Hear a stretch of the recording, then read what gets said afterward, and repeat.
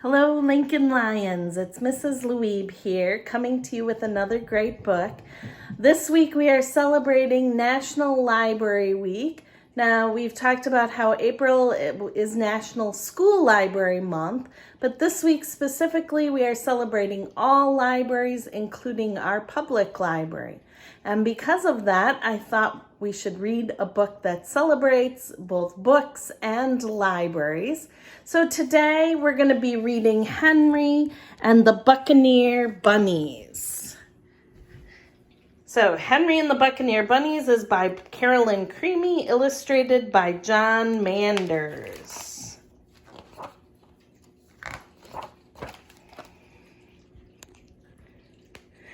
Cruising the seven seas on a rickety old ship called the Salty Carrot sailed a wild, rowdy band of Buccaneer Bunnies. They were bad bunnies, all right. When pirates on other ships saw their long floppy ears and their fluffy white tails, they shook with fear. The captain of the Salty Carrot was Barnacle Blackear, the baddest bunny brute of all time. Blackear was proud of his wooden paw, his golden earrings, and his mean reputation. What Blackear was not proud of was his son, Henry. Instead of performing his proper pirating duties, Henry was more interested in reading books the buccaneers stole from other ships. "Shout, shiver me timbers," Blackear ordered. "I'd rather finish this chapter," said Henry. "Make this prisoner walk the plank." "Can't I just read about it?" asked Henry. "Find yourself a parrot for your shoulder." "First I need to read up on parrot care," said Henry. "Buccaneer bunnies don't need books," said Blackear. "Toss 'em overboard," he yelled to the other bunnies. "No, wait," cried Henry. "Let me finish them first." "Avast," cried Blackear. "Swab the decks until ye come to your senses." And so Henry swabbed the decks day after day while reading some of his favorite books like Robinson Crusoe and 30 Days to Longer Ears. "Bet ye can't learn how to do this from a book," Jean La Hare said while sharpening his hook. Henry sighed and turned the page.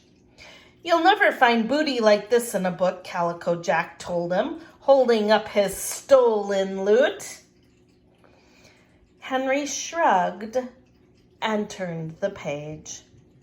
"I can't do this with a book in your paw," Bartholomew Bunny said while sanding his peg leg.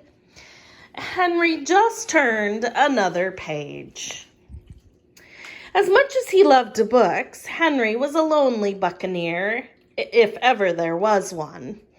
Then one morning he looked up at the red sky and wiggled his little pink nose. He heard the parrots squawk and saw fish jumping out of the water.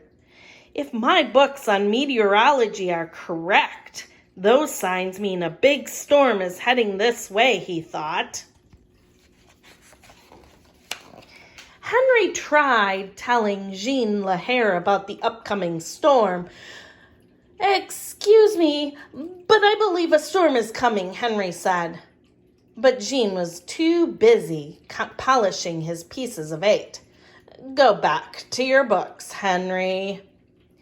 He tried telling Calico Jack. "I'm pretty sure a storm is on its way," Henry said. But Calico Jack was too busy admiring his tattoo of a cabbage. "Don't bother me now, Henry." Finally, Henry cried, "Batten down the hatches, a huge storm is coming." "What do you know about storms?" Blackear demanded. "Get back to swabbing the deck before I make shark bait out of these books of yours."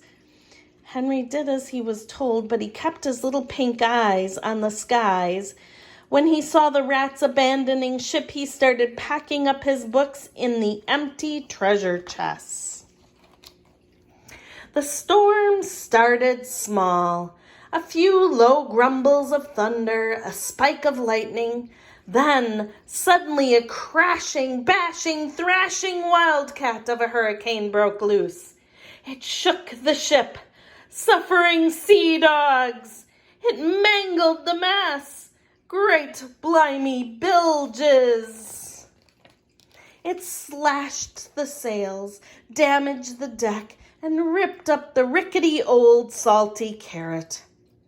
All that was left floating on the choppy waters were a bunch of soggy bunnies and Henry's treasure chest filled with books.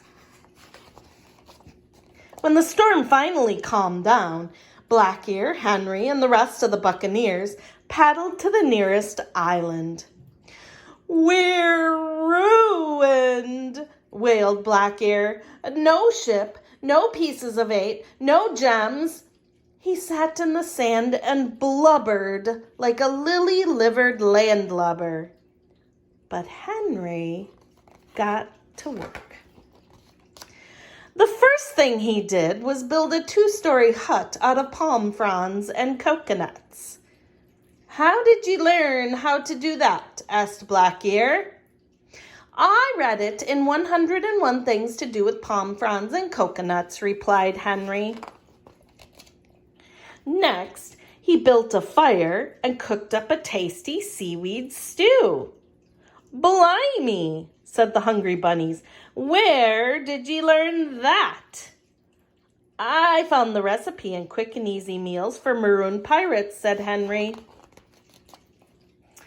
Then he made them all fetching garments from the bits and pieces he had salvaged from the shipwreck. "We look like gentle bunnies, we do. What swank swashbucklers we are." "Arr, and it's all from those landlubbin' books," said Blackear, shaking his head. Henry taught Blackear and the rest of the Buccaneer Bunnies all kinds of useful things, like how to plant carrots, make the best sand castles, and build boats out of palm fronds. Soon they built a new ship, which they sailed to the library at the nearby Easter Islands every summer. Here the bunnies spent many happy hours slurping seaweed stew and reading books. Buccaneer bunnies will always need books," said Blackear. Henry just smiled and turned the page. The end. I hope you enjoyed Henry and the Buccaneer Bunnies. Stay safe.